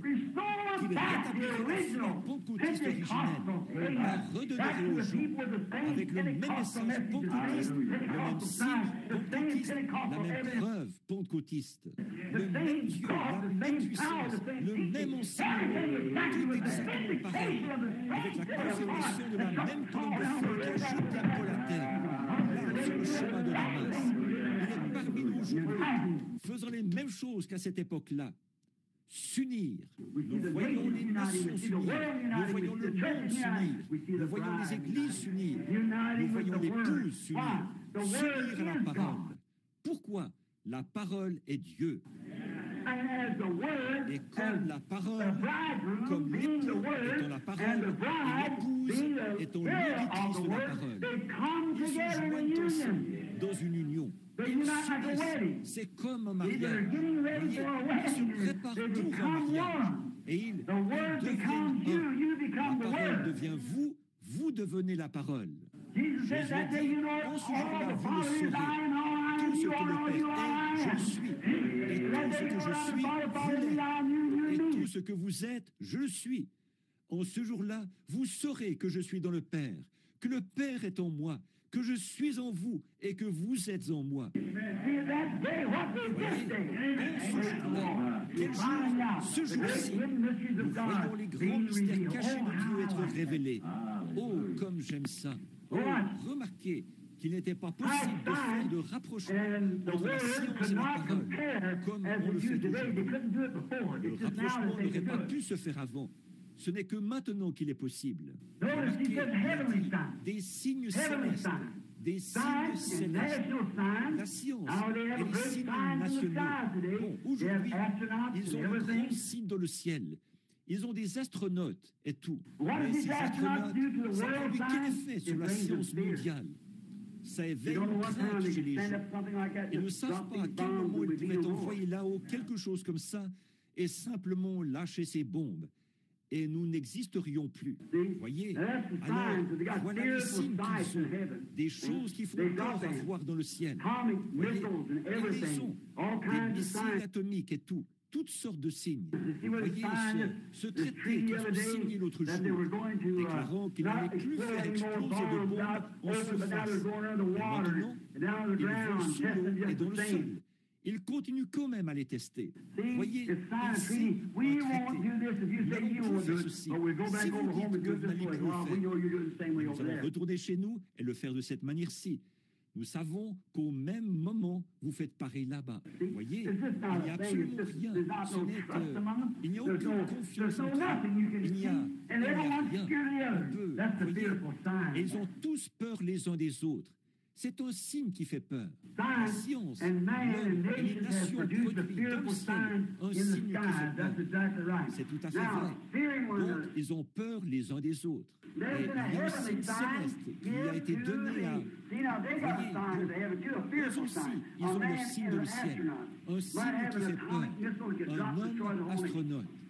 Il pourrait avoir un missile atomique, le lâcher et détruire la nation entière. Monter là-haut comme astronaute et se tenir là. Rien ne les empêche de faire ça. Ils peuvent certainement le faire. Quand ils le veulent, ils peuvent la réduire en poussière s'ils le veulent. Mais de les 15 prochaines minutes. Et ce que l'un peut faire, l'autre aussi peut faire pareil. Donc, voyez là, ils ont un signe. Mais ce genre de signe les effraie. Ils s'unissent ensemble. Ils unissent leurs forces. Le monde libre unit ses forces. Le communisme unit ses forces avec la Russie. Tous. Mais chacun a peur de l'autre. C'est un signe qui fait peur. C'est vrai. Ça, ce sont des signes nationaux et tout. Mais l'Église a reçu un signe céleste, un astronaute. Amen. Jésus-Christ, sous la forme d'une colonne de feu, comme il était dans l'Ancien Testament, comme il était quand il a rencontré Saul là-bas sur le chemin de Damas, le même Jésus ici aujourd'hui. Et qu'est-ce que cela produit? Est-ce que cela amène la peur? Cela amène un amour, l'union des uns avec les autres. Amen. De la sympathie les uns pour les autres. Cela amène l'amour de Dieu. Cela nous unit et nous amène le corps de Christ à l'unité en tant qu'épouse. C'est ce qu'il produit maintenant. Cette grande union que Dieu, ils s'unissent. Un groupe ici pour combattre l'autre. Un groupe par ici pour combattre l'autre. L'Église est là contre les deux. Regardez bien ce qui va arriver. Elle va s'unir avec eux. C'est tout à fait vrai. Mais bon, nous voyons que cela amène de la peur et de l'agitation. Mais l'Église, l'épouse, est unie par un seul Dieu, sous un seul esprit, l'Esprit de Dieu, dans une sainte union de Dieu, afin d'être une sainte épouse pour Dieu. C'est vrai, tous ensemble, l'unité du corps. Le corps attend comme une épouse, puisqu'elle est l'épouse, puisque nous disons être l'épouse. Pour ce temps de l'union de l'épouse, l'Église s'unit si étroitement. Cela devrait créer entre nous tellement d'amour, au point qu'il nous soit difficile d'être éloignés les uns des autres. C'est vrai, on ne fait que... On n'a pas besoin de supplier les gens de prier. On n'a pas besoin de les supplier d'adorer Dieu. On n'a pas besoin de les supplier de faire ce qui est bien. Ils sont tellement amoureux de lui que rien d'autre ne compte. C'est une jeune fille, une très jolie petite demoiselle, qui va épouser un beau jeune homme dont elle est follement amoureuse. Cela compte plus pour elle que sa propre vie. Elle sait que très prochainement, ils vont se marier. Alors que le jour du mariage approche, cette petite, je vous le dis, elle ne tient plus en place. Voyez, elle prépare tout. Elle s'abandonne complètement à lui. C'est vrai, tout ce qui lui fait plaisir, c'est ça qu'elle veut faire. Bien, il devrait en être ainsi de l'Église aujourd'hui. Notre vie devrait être tellement cachée en Dieu par Christ, scellée à l'intérieur par le Saint-Esprit. Ce que je vous enseigne ici, je vous parle de ces signes et de ces différentes choses qui sont en train de se produire. Je n'ai pas le temps de le faire maintenant. Je le ferai dans un autre message si le Seigneur le veut. Mais il y a encore une petite chose qui manque dans l'Église. Ça, nous voulons y venir. Je suis sur le point de le faire maintenant. Voyez, nous voulons y venir. Si vous devez le faire, si vous ne le faites pas, Vous devez le faire. Un point, c'est tout. For looking, the united En time effet, is at regardez, hand, le for temps God de is l'union getting est the church proche, together car to Dieu be est en train de a rassembler rapture, l'Église to go pour to produire the un wedding for the enlèvement, great union. afin qu'elle aille au mariage pour la When grande God and union, man quand will Dieu et l'homme unite for s'uniront eternity. pour l'éternité, quand des créatures When du temps creatures of s'uniront time avec unite ce qui with est éternel. eternity. It was Cela once s'est fait done une in the fois, form of the sous la Son of Man forme on du earth, Fils de and l'homme he had sur to la give his terre. life to Et bring lui, about a il lui a power fallu to donner sa vie, unite other afin men d'amener une with the same puissance, power d'unir for the d'autres bride hommes of par Jesus cette Christ. même puissance pour produire l'épouse de Jésus-Christ. Et And now the maintenant, church is l'Église est en train de uniting s'unir au itself. corps de Christ. The bond Elle s'est of Christ libérée, is dégagée de set chaque free, petite cut away chair. from every Elle se little fetter. prépare, Get elle se yourself ready. rassemble. Getting Il y a together. une union Union entre eux. among them. Oh, Oh, de love l'amour and et de la joy. joie. And the Holy Et le Spirit moving Saint-Esprit among them. agit Oh, parmi my, eux. what a time. Oh là là,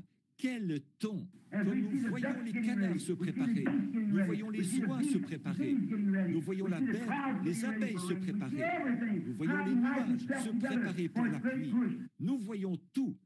Tous s'unissent ensemble pour leur grande offensive. Nous voyons la Ligue des Nations, les nations réunies, qui s'unissent dans le communisme.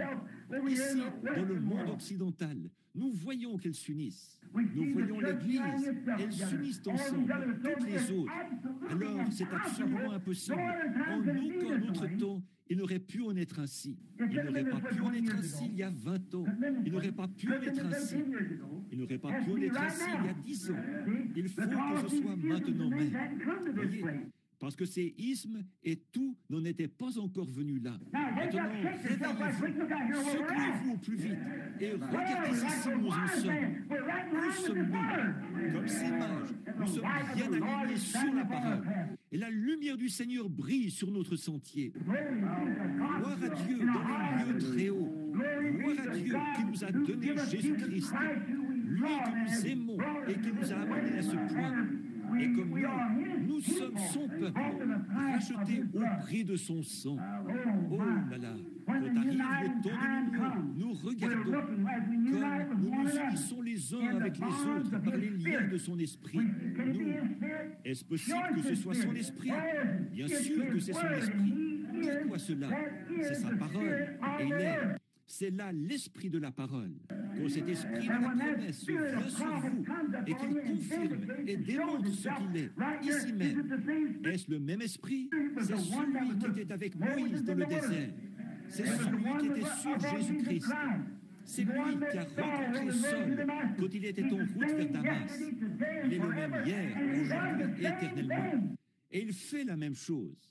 Et nous voyons les nations réunies, nous voyons les chefs des églises réunis, nous voyons le communisme réuni, nous voyons les ismes s'unir, nous voyons toutes ces choses. Et maintenant, nous voyons l'épouse s'unir à la parole.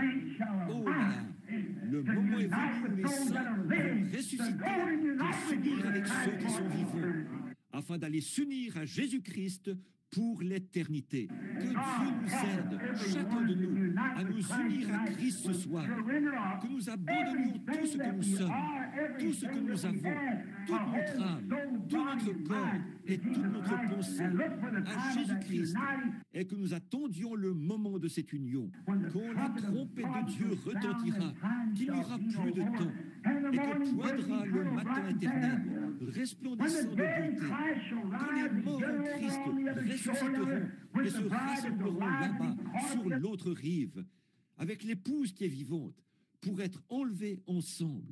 Regardez l'union. Dieu qui unit l'Église avec sa parole, la parole avec l'Église, les deux devenant une seule et même chose. Dis ceci et cela arrivera. Fais ceci et cela arrivera. C'est ça. C'est moi devant toi.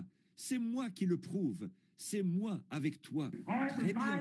Nous voyons que maintenant le moment arrive où la trompette retentit et ces saints endormis là-bas, ils ne peuvent pas parvenir sans nous à la perfection. Ils comptent sur nous. Hébreux 11. Et quand ils s'assemblent, ils s'unissent avec les vivants. L'Église s'unit avec la parole. Alors l'Église et la parole qui s'unissent ensemble deviennent un. Les saints morts et les saints vivants s'unissent ensemble pour être un. Et tous ensemble vont s'unir à Christ là-bas le souper des noces de l'agneau. C'est le temps de l'union et les signes fusent de toutes parts. Les signes sont présents dans les nations, les signes sont présents dans le communisme, les signes sont présents dans le monde occidental, les signes sont présents dans le conseil des églises. Et le signe est ici ce soir, présent dans la fonction du Saint-Esprit. Et la parole de Dieu le confirme et on établit la vérité. Amen. Le temps de l'union, le signe du temps de l'union. Inclinons la tête.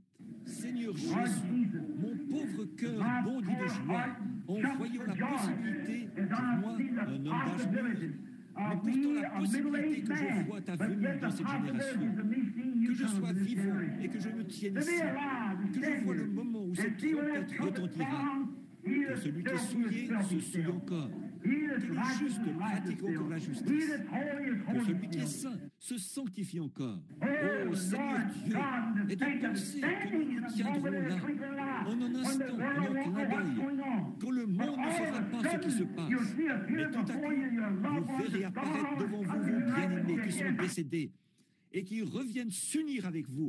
Et nous serons changés en un instant, en un clin d'œil. Et nous serons tous ensemble enlevés à la rencontre de notre Seigneur dans les airs. Alors, nous nous unirons à lui et nous serons là pour toujours. Plus jamais nous n'aurons à être privés de sa présence. Comme c'est glorieux aujourd'hui, Seigneur, de savoir que nous sommes maintenant unis, en étant un seul esprit, le Saint-Esprit, qui a le contrôle absolu de la parole, vient en nous. Et comme c'est glorieux, quel privilège de pouvoir nous détacher de tout ce qui est du monde pour nous unir à Jésus-Christ et de penser qu'un jour, sous une forme physique, avec un corps semblable à son propre corps glorieux, nous nous asseoirons à table, au souper des noces, et là nous serons unis et mariés à lui, pour vivre comme épouses et époux tout au long des temps à venir, tout au long d'une éternité sans fin. Seigneur Dieu, que ceci ne soit pas qu'une pensée mythique pour les gens, mais que cela devienne une réalité, au point qu'une faim et une soif intense s'installeront dans les gens, qu'ils, en lisant leurs journaux, en regardant, en écoutant la radio et les nouvelles, et en voyant que c'est le temps de l'union, les signes clignotent.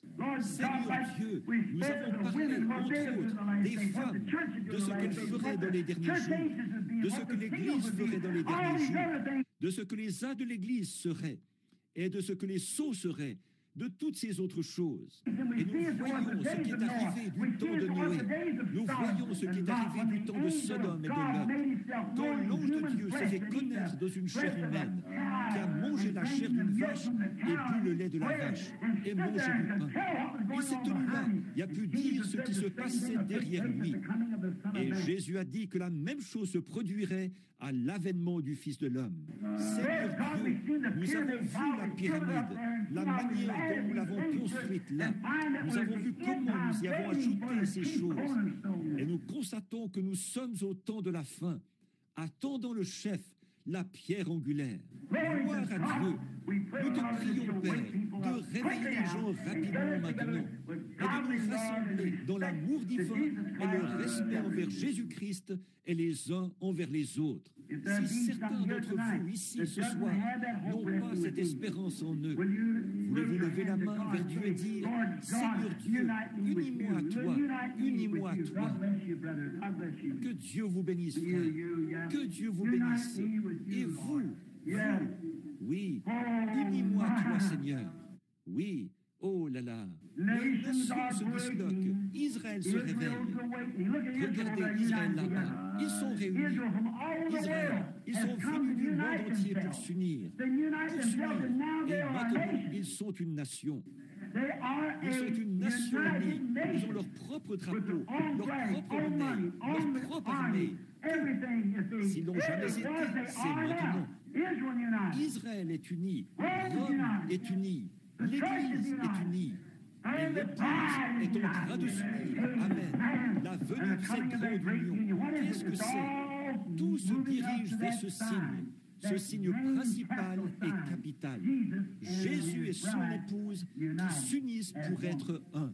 Dieu notre Père, accorde ces bénédictions que je demande pour ces gens, et puissions-nous être unis à toi de cœur et d'esprit, car ils ont levé la main, montrant qu'ils désirent cela. Seigneur Dieu, purifie-nous et fais que nous soyons à toi. Accorde-le, Seigneur. Tout ce que nous savons faire et pouvons faire, c'est demander. Et alors, tu as dit que si nous le demandions et le croyions, nous le recevrions. Je l'attends, Seigneur. Je te remercie au nom de Jésus-Christ. Amen. Je l'aime. Je l'aime.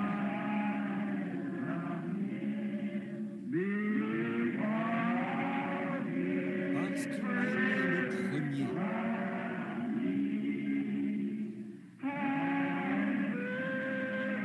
Et à qui mon salut sur le bois du Calvaire. Amen. Oh là là. Voici l'époux vient. J'entends le cri de minuit. Nous monterons avec un cri de joie, si tous nous tenons bon, et nous rencontrerons dans le ciel.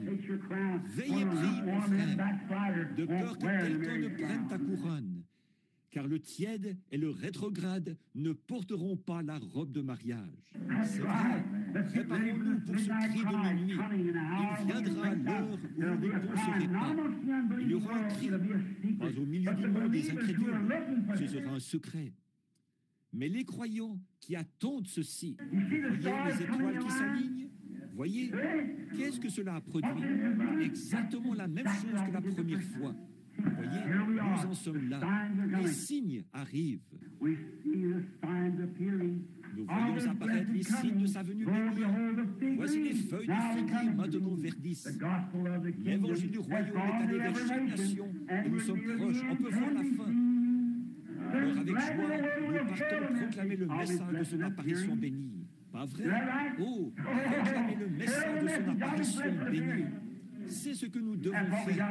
Dire à tout le monde, tenez-vous prêts, préparez-vous à rencontrer Dieu.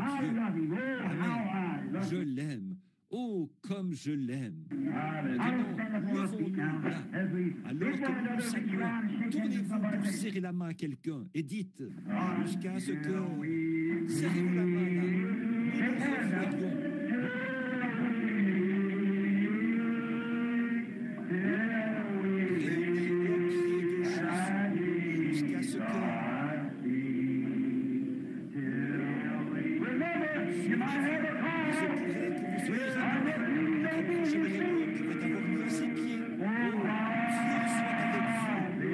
Jusqu'à ce jour, maintenant, dansez un peu, avant que nous nous revoyions, avant que nous nous revoyions dimanche matin ou mercredi soir.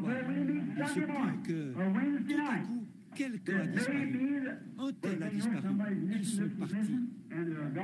Oh, de penser que votre mari a disparu, ou que votre femme a disparu, et la femme de Joe a disparu, et par ici, les enfants ont disparu.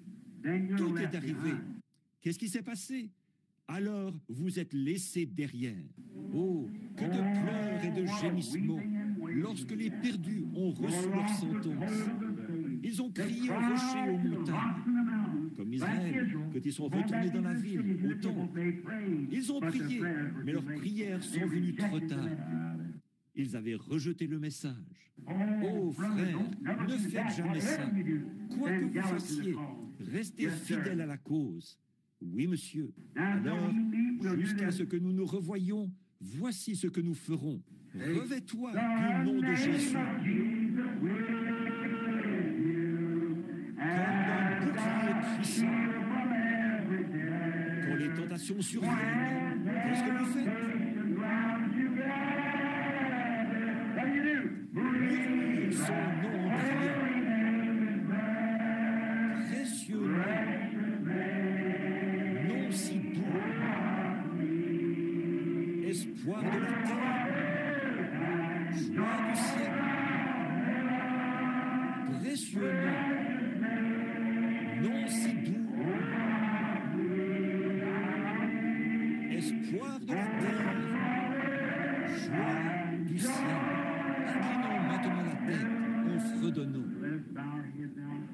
nous nous courberons devant lui. Nous prosternons à ses pieds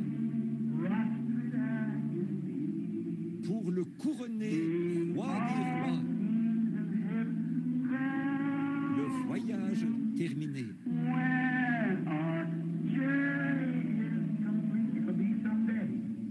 Le sera un jour. Oh, précieux nom, nom si doux, jusqu'à ce que nous nous revoyions, que Dieu soit avec vous, espoir de la terre, joie du ciel. Précieux nom, nom si doux, espoir de la terre, joie du ciel.